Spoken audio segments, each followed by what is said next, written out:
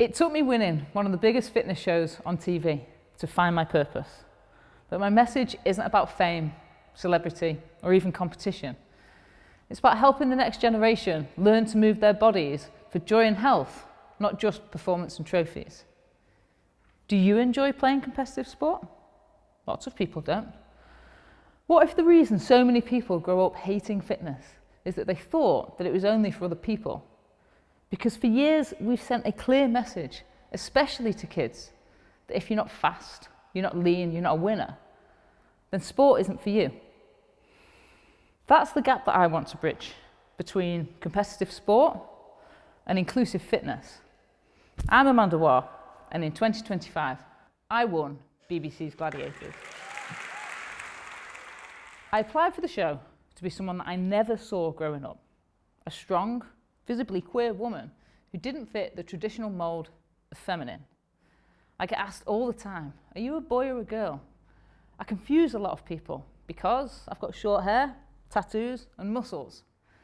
I thought my purpose was to increase on-screen representation for women who look like me, because plenty of us exist, we're just not in mainstream media. When Gladiators hit the screens, my social media blew up. I had messages from queer women, parents of queer kids, all thanking me for showing up on primetime Saturday night TV as myself. At this point, I thought I'd done what I'd set out to achieve. After the final, everybody had an opinion about what I should do to forge a new career. Start a YouTube, get on TikTok, get brand deals, franchise your gym. There were 100 different paths, all of them loud, all of them fast, all of them not me. I don't run a gym like mine, a small, independent, fiercely community-driven space to get rich. I don't train to become internet famous. It just didn't feel right. And then my partner, Nat, said something that changed everything. She said, Amanda, just hold. There are 1,000 ways in which this could take you. The right one will present itself. And sure enough, it did. A friend introduced me to a sister who is a head teacher. She invited me into a school to run an assembly and some fitness sessions for her pupils. So I went. And in that moment, I had 250 kids looking at me tell them that fitness was for every single one of them. That day, something clicked. Here was a purpose, bigger than TV, bigger than brand deals, helping young people find better health, well-being, confidence, and build life-changing habits. 3 months later, I've been to more than 30 schools in one term with one goal: to show kids and teachers that fitness was for everyone. That message is at the heart of everything that I do. It's even inspired by Logo, which is based on the art of Keith Haring, my favourite artist, who believed that art was for everybody. He believed in access, in joy, in expression without gatekeeping. And so do I. When I get new members at my gym, lots of them tell me they've done no training since school because they hated PE. And then they join and they love it. And their only wish is that they've found it earlier in life. I go into schools and I'm seeing kids who already at the ages of 6 or 7 believe that they're not sporty. We're facing a national crisis in childhood obesity, with 1 in 5 Year 6 kids being classed as obese. We're seeing record numbers of children needing SEND support or struggling with poor mental health. Traditional competitive team sports don't work for a lot of children, and that negative association with school PE could mean that they never find a joyful way to move their bodies as adults. As some of you who work in education may know, it's hard not to take things home with you. There was a situation recently that I remember and it hit me hard. There was one girl, the only wheelchair user in a class, and her teacher said to me, Amanda, don't worry, she's happy just to watch. Happy was the word that she used for a child sitting out of a session.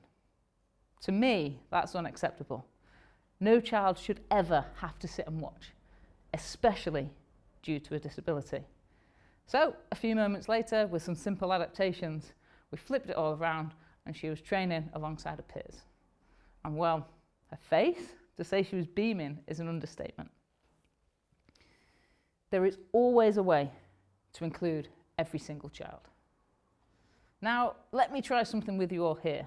If you're happy in your seats, just sit up and roll your shoulders back and take a deep breath. As we do, we're going to stretch up as high as we can, and we're going to bring our arms down and shake it out. That is movement. The same applies to fitness. You don't have to be good at it, you just have to do it. And that's what I want every child to feel, that movement can belong to them too. I'm not naive. I know that some kids are naturally athletic and others aren't. So the question is, what can we do to level the playing field? That's where I believe fitness comes in. I recently spoke at Warrington's teacher conference, and the overwhelming feedback was that an inclusive fitness programme was at the top of their wish list. This isn't about getting rid of sport. Come on, I love sport. It's made me who I am. It set me on the path to winning Gladiators, and it's the reason I'm standing on this stage today. However, the sportiest kids are already playing sport outside of school. It's the rest. Sometimes it's the majority who need this most. Teachers are telling me that for some children, those 2 PE lessons a week is the only physical activity that they're getting. We live in the world of iPads and reduced outdoor play, so it's more important than ever to get every child moving. PE lessons where winning and competition isn't the focus, where children aren't split into teams to compete with their peers.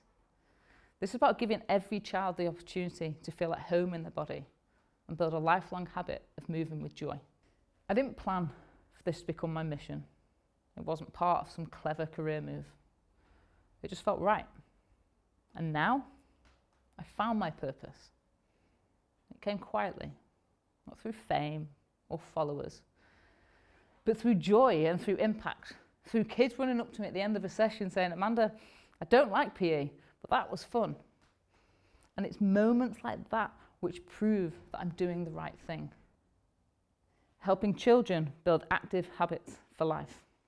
The real win in PE isn't winning. It's having good physical, mental, and emotional health. The next step, to take this national, to build a fitness programme that schools can use to make PE more inclusive, to complement sport, not replace it, to turn PE into something that kids actually look forward to help every child realise that you don't have to be sporty to belong here. Because when children fall in love with moving their bodies, fitness stops becoming for the few and starts belonging to everybody. Thank you.